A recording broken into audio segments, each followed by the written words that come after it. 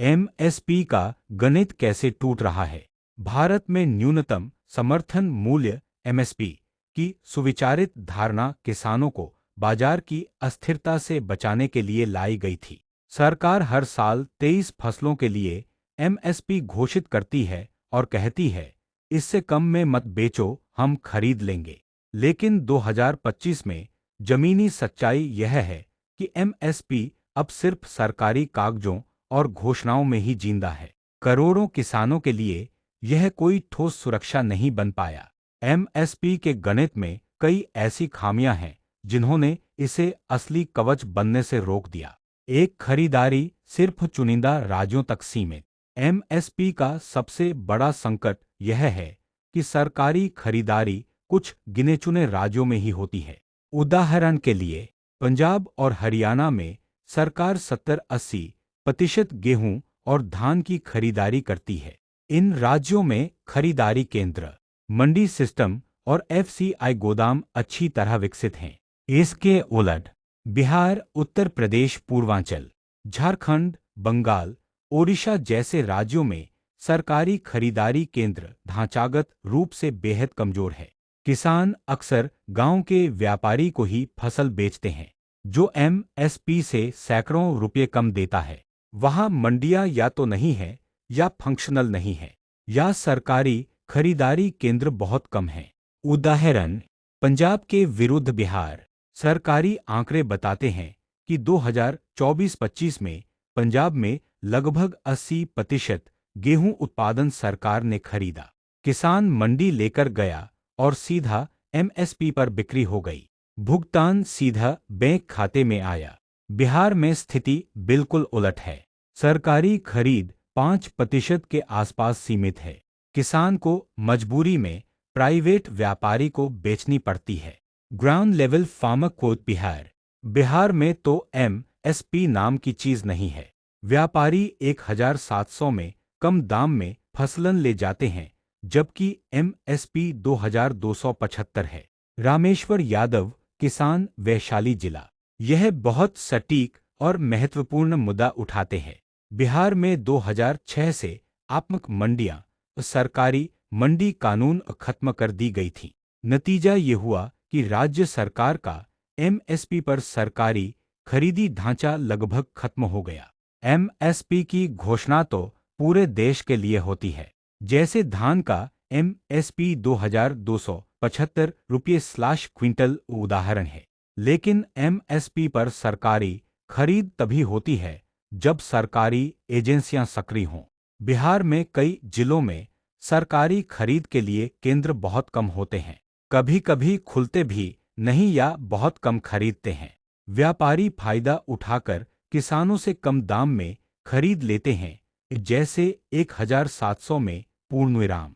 किसान को मजबूरी में बेचना पड़ता है क्योंकि स्टोरेज/गांव में खरीद केंद्र नहीं। नकद की जरूरत होती है। बिहार की एमएसपी की असल स्थिति। एमएसपी का मतलब गारंटी प्राइस नहीं है, ये सिर्फ सरकार का घोषित न्यूनतम समर्थन मूल्य है। जब सरकार खरीदेगी तभी एमएसपी मिलेगा। व्यापारी को एमएसपी पर खरीदने की कोई बाध्यता नहीं। बिहार सरकार कभी कभार खरीद केंद्र खोलती है, लेकिन व्यवस्था बहुत कमजोर है। दूसरे राज्यों में जैसे पंजाब, हरियाणा सरकार भारी मात्रा में खरीदती है, इसलिए वहां एमएसपी का असर दिखता है।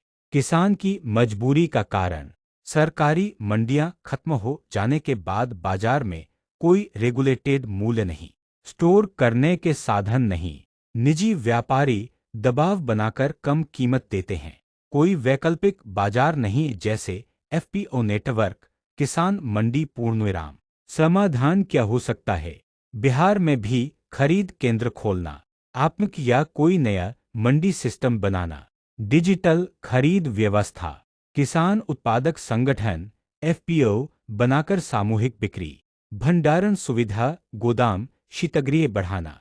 यह जो रामेश्वर यादव जी ने कहा, बिहार में एमएसपी नाम की चीज नहीं है। दरअसल एमएसपी की घोषणा है, लेकिन उसकी जमीन पर लागू व्यवस्था ही नहीं है। यह फर्क केवल आंकड़ों का नहीं बल्कि किसानों की जेब में सीधी कमाई का फर्क है।